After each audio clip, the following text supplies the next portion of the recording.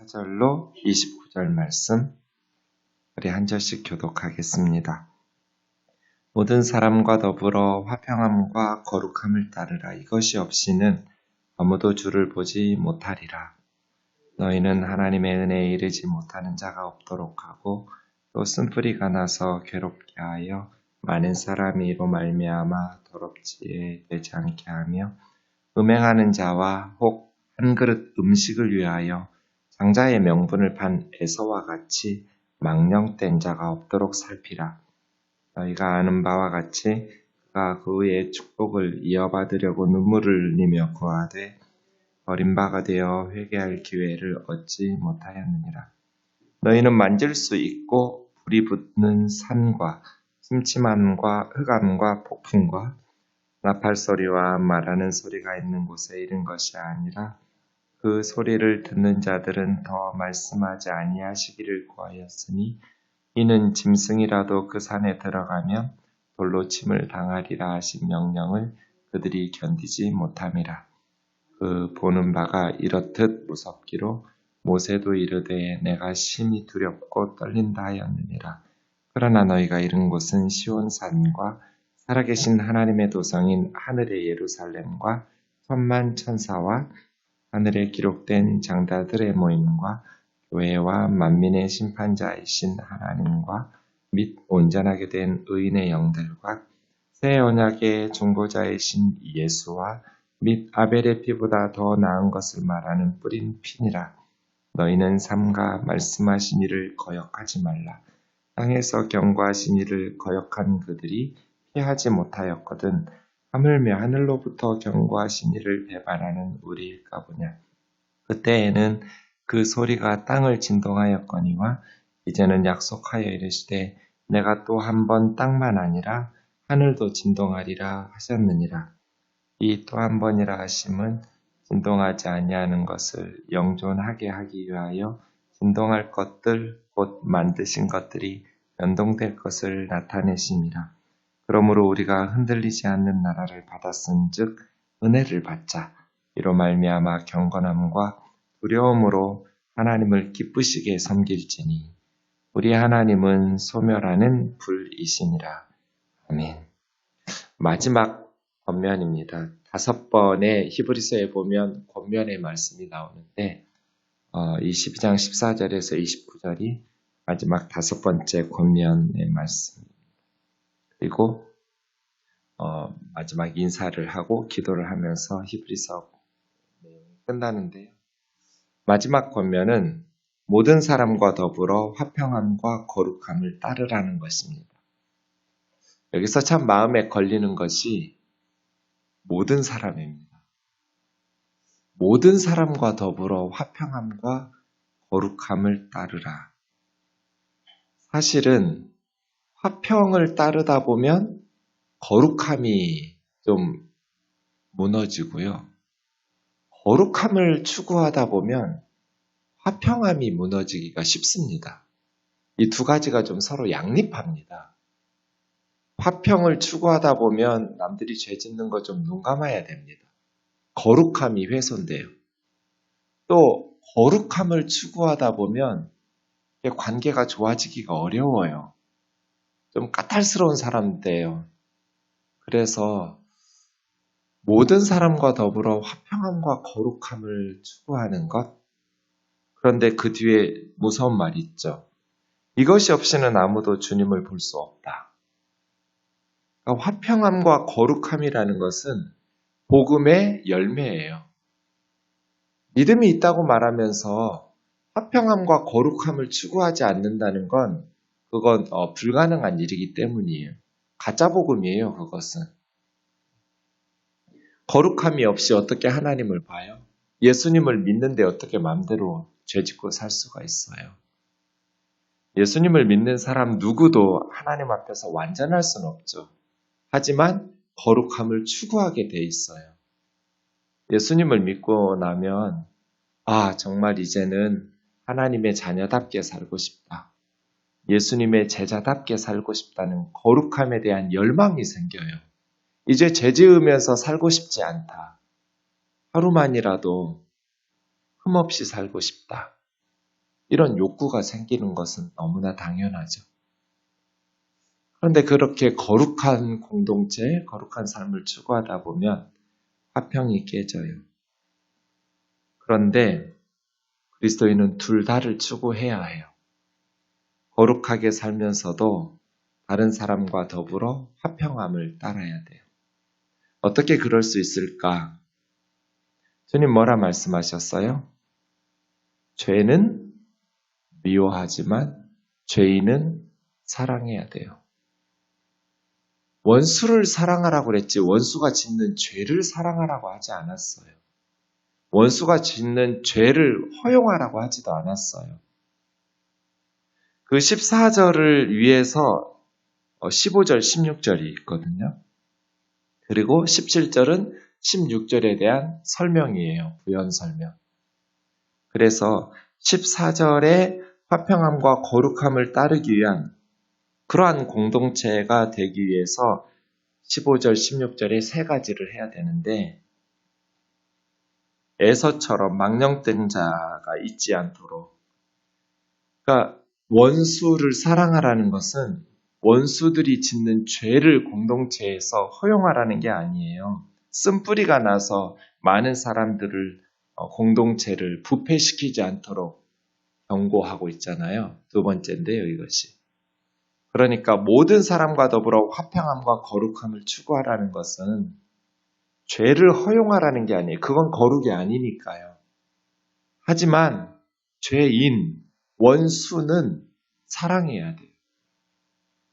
이 둘을 구분하셔야 돼요. 죄를 허용하라는 게 아니에요. 화평을 추구하라는 것은. 거룩을 추구해야 돼요. 거룩을 추구하라는 것은 거룩한 사람들끼리만 모이라는 게 아니에요. 교회는 모든 사람들을 위한 공동체, 죄인들을 불러서 거룩하게 성도로 만드는 공동체가 교회니까요. 모든 사람이 교회에서 그러려면 거룩함을 추구하려면 그 원수들을 긍휼히 여기고 그들이 회개하면서 거룩하게 살아갈 수 있도록 기도하고 그렇게 화평함을 추구해요. 모든 사람과 더불어 화평. 우리는 너무 끼리끼리 나누는 것 같아요. 지역 감정도 그렇고 정치적으로는 말할 것도 없어요. 왜 우리가 정치인들에게 이용당해야 돼요? 그 사람들은 자기들끼리 엄청 친해요. 국민들 앞에서만 싸우는 척해요. 자신들의 이익을 위해서 우리나라 국회의원들과 같은 특혜가 많은 정치인은 없어요. 전 세계 아주 후진국이 아니면 우리나라 국회의원들처럼 그렇게 많은 혜택을 죽을 때까지 주는 나라는 없어요. 제가 독일에 가서 부러웠던 건 국회 의사당 갔는데 자전거 타고 다니더라고요. 많은 국회의원들이. 그건 섬기는 뿐이지 죽을 때까지 그렇게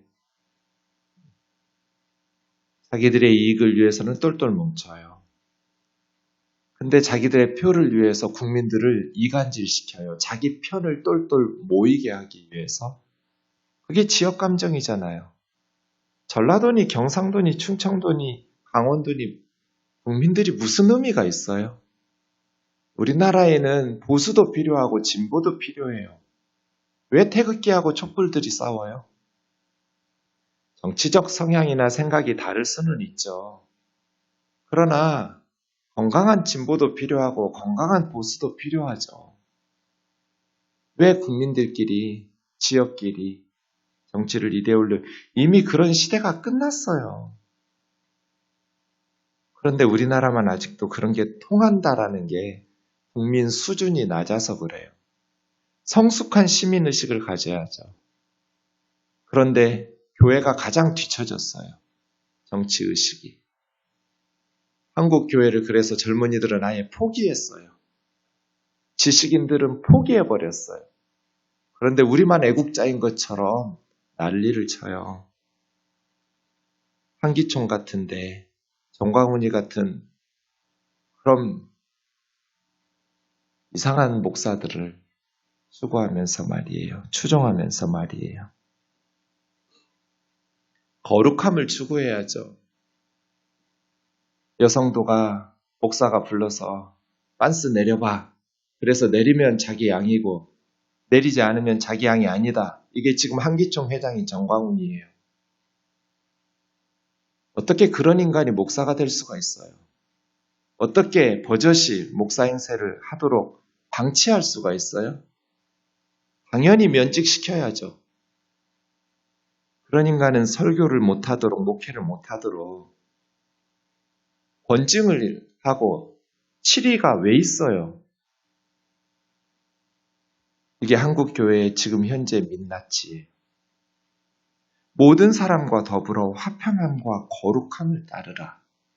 이것이 없이는 아무도 주를 보지 못하리라. 우리끼리도 하나 되지 못하는데 어떻게 통일을 해요? 교회 안에서도 하나 되지 못하는데 어떻게 세상을 섬겨요? 자기하고 생각이 다르면 비판하고 사탄의 시험 들었다 하고 이단이라 하고 사분오열되고 이렇게 찢어지고 갈라지고 싸우고 성경에서 하지 말라는데 법정에 가서 믿지 않는 사람들 앞에서 교회 문제로 목사들끼리 성도들끼리 그렇게 재판하고 말이에요. 모든 사람과 더불어 화평함과 거룩함을 따르라. 참 이 말씀, 이것이 없이는 아무도 주님을 보지 못한다는 이 경고의 말씀 너무나 무겁게 느껴져요. 힘드니까요. 며느리 미워하는 거죠. 시어머니 미워해요. 계속해서. 그 죄를 허용하라는 거 아니에요.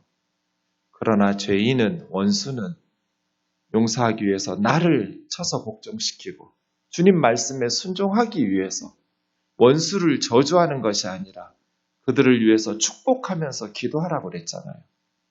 그들이 회개할 수 있도록 사랑으로 변화될 수 있도록 그렇게 모든 사람과 더불어 화평함과 거룩함을 따르는 이것이 없이는 아무도 주님을 보지 못한다는 말씀을 깊이 새길 수 있기를 원합니다. 이를 위해서 세 가지가 필요합니다. 첫째 15절. 너희는 하나님의 은혜에 이르지 못하는 자가 없도록 하고 하나님의 은혜에서 떨어져 나가는 사람이 없도록. 이 모든 것이 사실은 은혜를 받자거든요. 은혜를 받자. 은혜를 받지 않으면 마지막 28절 보세요. 우리가 흔들리지 않는 나라를 받았은즉 은혜를 받자. 이로 말미암아 경건함과 두려움으로 하나님을 기쁘시게 섬길지니. 은혜를 받지 않으면 거룩할 수도 없고 화평할 수도 없어요. 우리의 본성은 우리와 다른 잘못된 사람들을 너그럽게 포용하기가 어려워요. 상처 준 사람들을 용서하고 정말 꼴보기 싫은 사람들과 화평하기가 어려워요. 그래서 은혜를 받자예요. 은혜를 받. 내가 은혜를 받아야 용서할 수 있어요. 내가 은혜를 받아야 너그러울 수 있어요. 문제는 내 안에 은혜 없는 것이지 상대방의 문제가 아니에요. 예수님 보세요. 모든 사람을 품어서 변화시키시잖아요.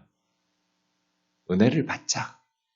주여, 내게 은혜를 주옵소서. 저 사람까지 포용할 수 있는 그렇게 우리가 기도하고 축복하면서 기도하고 그렇게 그들에게 친절하게 해야 상대방이 변화될 거잖아요. 끝까지 변화되지 않으면 하나님께서 심판하실 거고요. 은혜를 받자거든요. 그래서 우리는 하나님 은혜에 이르지 못하는 자가 없도록 그래야 화평함과 거룩한 교회가 되거든요. 하나님의 은혜에서 떨어져 나가는 사람이 없는가 돌아보고 두 번째, 쓴뿌리가 나서 괴롭게 하여 많은 사람이 이로 말미암아 더럽게 되지 않도록 하며 많은 사람이 더럽혀지지 않는가 그 쓴뿌리가 있지 않은가 이게 두 번째예요. 그러면 불러다가 권면하고 그것도 안 되면 교회에서 경고하고 치리하고 그래서 교회를 화평함과 거룩함으로 마지막 세 번째는 음행하는 자 한 그릇 음식을 위해서 장자의 명분을 판 에서같이 망령된 자가 없도록 살피라. 음행하는 것 다른 모든 죄는 몸 밖에서 일어나요. 음행은 내 몸으로, 하나님의 성전이 될 내 몸으로 져요. 그래서 음행하는 자 없어야 돼요. 한 그릇 음식을 위해서 장자의 명분을 판 에서같이 세속적인 사람, 하나님이 주신 명분이나 그러한 영적인 가치들을 우습게 여기면서 그냥 세속적인 성공이나 세상적인 것들을 위해서 그렇게 망령된 자. 17절은 16절의 해설이에요. 보충. 너희가 아는 바와 같이 에서가 그 후에 축복을 이어받으려고 눈물을 흘리며 부하되 버림받아 회개할 기회를 얻지 못하였느니라. 그래서 모든 사람으로 더불어 교회는 화평함과 거룩함을 추구해야 합니다. 이를 위해서는 가장 중요한 게 서로 돌아보아 하나님의 은혜에서 떨어져 나가는 사람이 없도록 우리가 격려하고 기도하면서 권면해야 하고요. 쓴뿌리가 나서 많은 사람을 더럽히고 많은 사람을 괴롭게 하는 사람들을 잘 권면하고 바른 길로 인도하도록. 그래서 당회가 있고 운영위원회가 있고 여러 교회 리더들이 있는 것이죠. 음행하는 자와 또 에서같이 망령된 자가 있지 않도록. 18절은 이유예요. 왜 이렇게 화평함과 거룩함을 따르는 공동체가 되어야 하는가? 18절에는 가르, 왜냐하면 이라는 단어로 시작하거든요. 그래서 왜냐하면 너희는 만질 수 있고 불붙은 산, 만질 수 있고 불붙은 산은 이 세상에 있는 거니까 만질 수 있겠죠? 저 하늘에 있으면 만질 수 없을 거예요? 산에 왜 불이 붙었대요? 네, 신의 산이에요. 출애굽기 19장, 20장 신의 산 언약의 말씀에 보면 하나님께서 임하실 때 신의 산이 불이 냈어요. 불붙은. 그러니까 하나님께서 임재하시는 그러한 불붙은 신의 산과 침침한 흑암과 폭풍과 나팔 소리와 말하는 소리. 이게 다 지금 출애굽기 19장, 20장 얘기예요. 신의 산 언약 맺을 때. 우리가 도달한 곳은 그곳에 이른 것이 아니다. 지상에 하나님이 계신 임재하시는 신의 산에 우리가 도착한 게 아니다. 그런데 지상의 신의 산도 그 소리를 듣는 자들은 더 말씀하지 아니하시기를 구하였으니 이는 짐승이라도 그 산에 들어가면 돌로 침을 당하리라 하신 명령을 그들이 견디지 못함이라. 그 보이는 바가 이렇듯 무섭기로 모세도 이르되 내가 심히 두렵고 떨린다 하였느니라. 십계명을 주실 때 이스라엘 백성들이 너무 두려웠어요. 그럼 모세에게 우르르 몰려와서 당신이 우리에게 말하라고. 그럼 하나님 말씀으로 듣겠다고. 하나님이 직접 우리에게 말씀하시지 않게 해달라고. 모세가 말하면 그 하나님 말씀으로 알겠다고. 그래서 율법 중에 십계명은 하나님께서 직접 말씀으로 주셨고요. 십계명 이외의 율법은 모세를 통해서 주셨어요. 왜냐하면 이스라엘 백성들이 하나님의 음성을 들을 때 죽을 것 같았어요. 너무 무서워서. 모세에게 중재 요청을 한 거죠. 그 이야기 하는 거예요. 19절은요. 그 소리를 듣는 자들이 더 말씀하지 아니하시기를 십계명까지 듣고 나서 모세에게 중재를 요청했는데 모세도 내가 심히 두렵고 떨린다. 그런데 지상에 하나님께서 임재하신 신의 산에도 하나님께서 불기둥 구름기둥으로 임재하시는 거기도 너무 두려워서 하나님의 음성도 두렵고 떨렸는데 우리 신약의 성도들이 이른 곳은 그런 지상의 산이 아니에요. 그럼 우리가 어디에 이르렀어요? 22절. 너희가 이른 곳은 시온산과 살아계신 하나님의 도성인 하늘의 예루살렘과 천만 천사와 하늘에 기록된 장자들의 모임과 교회와 만민의 심판자이신 하나님과 및 온전케 된 의인들의 영들과 새 언약의 중보자이신 예수와 및 아벨의 피보다 더 나은 것을 말하는 뿌린 피니라. 우리가 이른 곳은 저 하늘의 예루살렘이에요. 하나님 앞으로 갈 거예요. 거기에는 천만 천사가 있고요. 의롭게 된 의인의 영들이 있고요. 지상의 성전을 위해서는 짐승의 피를 뿌리고 지성소에 7번 뿌렸지만 저 하늘은 아벨의 피보다 더 의로운 예수님의 십자가의 피를 뿌린 예수님께서 자신의 십자가의 피를 들고 하늘의 지성소에 오르셨거든요. 땅에 있는 신의 산도 접근 금지, 짐승이라도 침입하면 죽어요. 그런데 우리가 이룬 것은 땅에서 접근 금지된 지상의 산도 아니고 저 하늘의 도산, 이르렀다는 건 거기에 동참하고 있다는 뜻이에요. 우리는 지금 어디 소속으로 동참하고 있는가? 하늘의 예루살렘. 우리는 천만천사, 완전하게 의롭게 된 영들, 살아계신 하나님과 예수 그리스도 앞에 그 하나님의 나라에 우리가 동참하고 있다는 거잖아요. 그러니 우리가 얼마나 더 하나님의 말씀에 순종하면서 거룩하게 살아야겠니? 라고 권면하시는 거죠. 25절이요. 너희는 삼가 말씀하신 이를 거역하지 말라. 땅에서 경고하신 이를 거역한 그들도 피하지 못하였거든. 지상의 율법을 어긴 사람들도 벌받았는데 하물며 하늘로부터 경고하신 그 하나님을 배반하는 우리일까 보냐. 그때에는 그 소리가 땅을 진동시켰지만 신의 산이에요. 율법 10계명 받을 때 이제는 약속하 이르시되 내가 또 한 번 땅만 아니라 하늘도 진동하리라 하셨느니라. 네, 하나님께서 학개 선지자를 통해서 2장 6절이에요. 한 번 더 하늘도 땅도 천지를 진동하신다고 그랬어요. 또 한 번이라 하시면 진동하지 아니하는 것을 영존하기 위하여 진동할 것들, 만드실 것들을 변동될 것을 나타내십니다. 지금 만들어진 이 세상의 모든 것들은 다 진동해서 사라질 거예요. 흔들리고 무너질 거예요. 그리고 한 번 더 그렇게 천지가 진동할 때는 영원히 변하지 않는, 진동하지 않는 새하늘과 새 땅이 영존하게 될 거예요. 그 새하늘과 새 땅, 영존하게 될, 변하지 않는, 진동하지 않는 나라가 세워지기 위해서 지금 만들어진 하늘과 땅들은 진동하고 다 사라지게 될 거예요. 그러므로 우리는 흔들리지 않는 나라, 진동하지 않는 나라를 받았어요. 우리는 새하늘과 새 땅, 저 천국을 유업으로 받았고 동참하지요.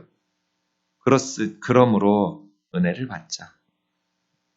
은혜를 받지 않으면 이 흔들리지 않는 나라를 섬길 수가 없으니까요. 이로 말미암아 경건함과 두려움으로 하나님을 기쁘게 섬길지니. 좀 안 맞는 것 같죠? 어떻게 두려워하는데 기쁘게 섬겨? 신앙생활이 이래요. 하나님은 경건함과 두려움으로. 그런데 막 공포적인 노예적인 두려움이 아니라 경건한 기쁨의 두려움이에요. 하나님을 우습게 여기지 않아요. 경건이라는 건 가드니스, 하나님 앞에서 사는 거예요. 하나님 없이 제거시키는 것이 아니라 고람되오, 하나님 앞에서. 그런데 하나님 우리가 우습게 여길 수 없는 두려움으로, 경외함으로. 그런데 그렇다고 해서 막 두려워서 벌벌 떠는 그런 공포가 아니라 기쁘게 하나님을 존중하고 존경하는데 기쁨으로 섬겨요. 오늘 아침에도 눈 뜨니까 하나님이 굿모닝 하시는 것 같아요. 하나님을 안다는 거, 와, 내가 어쩌다가 하나님의 자녀가 되었을까? 세상에 그 무엇으로도 줄 수 없는 행복이죠. 그 하나님을 저는 요즘 계속 전도주의를 생각하거든요.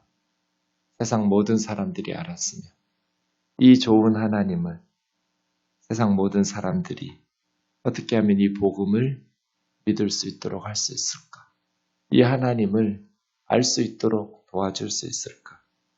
우리 하나님은 소멸하시는 분, 반역자들을 삼키는 불과 같이 모든 거역하는 자들을 소멸시키실 거예요.